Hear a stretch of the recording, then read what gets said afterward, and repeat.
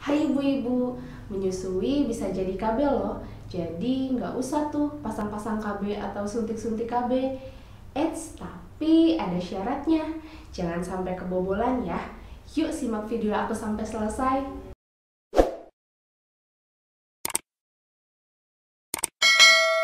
Halo Mama, Assalamualaikum. Ketemu lagi dengan aku Bidan Merina. Di video kali ini aku mau sharing tentang metode amenorelaktasi atau metode KB saat menyusui bayi. Tapi sebelum video ini aku lanjut, aku mau ajak Mama buat like, komen, dan subscribe YouTube channel aku supaya aku makin semangat buat video seputar info kesehatan ibu dan anak. Metode amenorelaktasi atau MAL adalah metode KB yang mengandalkan hormon prolaktin atau hormon yang ada pada tubuh ibu yang sedang menyusui untuk menghambat kesuburan. Jadi metode amenorelaktasi ini cuma bisa dipakai buat ibu yang menyusui ya. Kalau bayinya pakai support gimana? Ya jelas nggak bisa, karena ini mengandalkan hormon prolaktin yang ada dalam tubuh ibu menyusui. Emang gimana sih cara hormon prolaktin bekerja dalam tubuh mama sampai bisa jadi KB? Pertama, saat mama menyusui bayi, hormon prolaktin itu akan meningkat. Nah, hormon prolaktin ini tugasnya mengganggu keseimbangan hormon estrogen dan progesteron, yang mana hormon estrogennya itu akan anjlok atau rendah. Nah, sedangkan hormon estrogen ini berperan dalam ovulasi atau pematangan sel telur. Jadi ketika hormon estrogennya rendah, otomatis sel telurnya nggak akan matang, nggak akan luruh, mama nggak akan haid, otomatis kesuburan mama juga akan terhambat. Jadi ketika mama berhubungan sama suami, terus suami mengeluarkan sperma, sel telur mama nggak matang-matang. Jadi ketika mereka bertemu tidak akan terjadi pembuahan atau tidak akan terjadi kehamilan.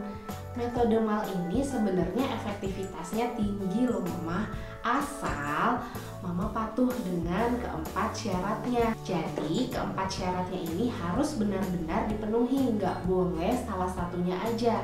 Syarat yang pertama yaitu usia bayinya masih kurang dari 6 bulan. Kenapa sih harus kurang dari 6 bulan?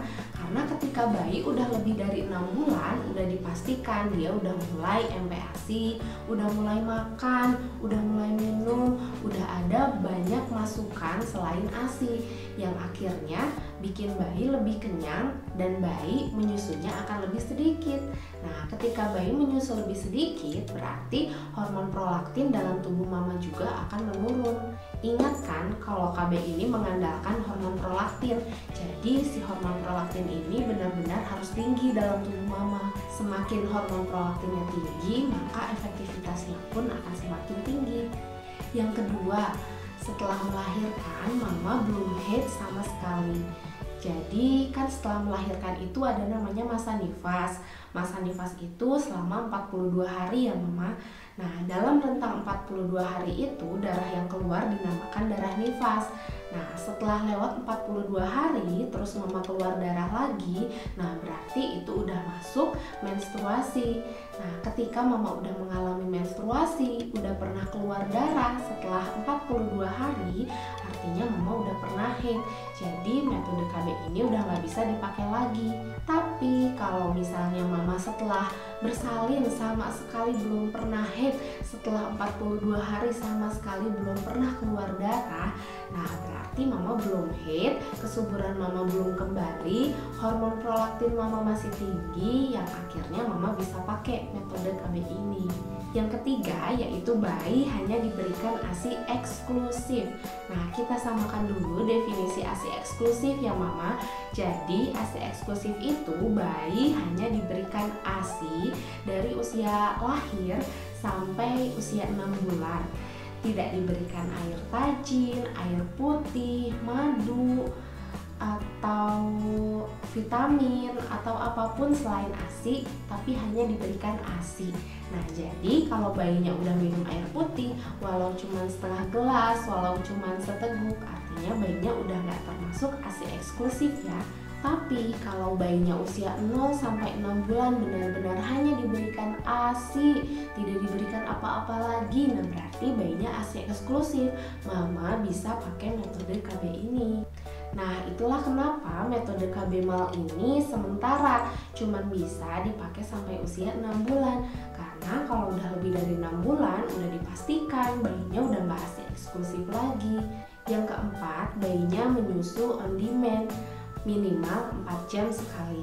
Jadi kalau misalnya mama menyusui bayi lebih dari 5 jam sekali, berarti udah nggak bisa pakai metode KB-MAL ini. Yang termasuk metode KB-MAL, mama harus menyusui minimal 4 jam sekali. Tapi kalau mama lebih sering, itu lebih bagus. Karena kalau mama lebih sering, berarti hormon prolaktinnya akan makin tinggi dalam tubuh mama. Yang artinya KB-MAL ini bakal makin efektif dalam tubuh mama. Nah, tapi gimana kalau misalnya malam-malam dia tidurnya lebih dari 4 jam, apa harus dibangunin? Enggak sih, enggak perlu, karena kan prinsipnya on demand. Kalau misalnya dalam sehari dia hanya sekali menyusunya lebih dari 4 jam, misalnya malam hari doang, itu sih enggak masalah, tidak akan terlalu mempengaruhi. Tapi selebihnya siang, pagi, sore, mama harus menyusuinya paling tidak minimal 4 jam sekali. Tapi kalau bayi yang sehat itu biasanya dalam 2 atau 3 jam sekali dia pasti bangun sih minta nyusu. Nah, keempat syarat tadi harus benar-benar mama penuhi ya, gak bisa cuman salah satunya. Nah, ketika salah satu syarat tadi mama gugur, berarti efektivitas KB-MAL ini juga gugur. Mama gak bisa pakai KB-MAL ini. Jadi mama harus cari pilihan KB lain ya untuk ibu menyusui, bisa pil, suntik, ataupun IUD. Pokoknya jangan coba-coba pakai KB-MAL ini kalau tidak memenuhi 4 syarat itu, karena 4 syarat itu benar-benar nggak boleh dilewati satupun. Terus juga kalau bisa sebelum 6 bulan mama udah siap-siap nih, nanti setelah beres menyusui aku mau pakai KB apa ya, supaya nanti pas bayi udah beres ASI eksklusif itu mama benar-benar langsung pergi ber-KB, gak pakai kelamaan mikir, gak pakai kebanyakan mikir, gak pakai kebanyakan nanya, tapi mama udah mantap mau ber-KB apa gitu. Jangan kayak aku kebablasan. Jadi aku tuh kan sampai 6 bulan pakai MAL. Nah, setelah bayi udah lebih dari 6 bulan rencananya aku tuh mau pasang IUD. Ternyata pasang IUD-nya belum, pas di tespek keburu hamil duluan pas usia bayi 7 bulan. Nah, itu jadi jangan sampai kebablasan kayak gitu ya. Mama harus benar-benar mempersiapkan dengan matang sama suami sebelum usia bayi 6 bulan itu mama udah mantap mau ber-KB apa. Mudahkan mama KB-MAL ini, mama nggak perlu bayar, nggak perlu ke bidan, nggak perlu ke dokter untuk kontrol. Mama sendiri yang bisa mengontrol keempat syaratnya. Juga efektivitasnya tinggi kalau mama benar-benar patuh sama syaratnya. Segitu dulu videoku tentang KB-MAL atau metode amenorelaktasi. Semoga bermanfaat ya mama. Terima kasih udah nonton videoku. Wassalamualaikum warahmatullahi wabarakatuh. Bye bye.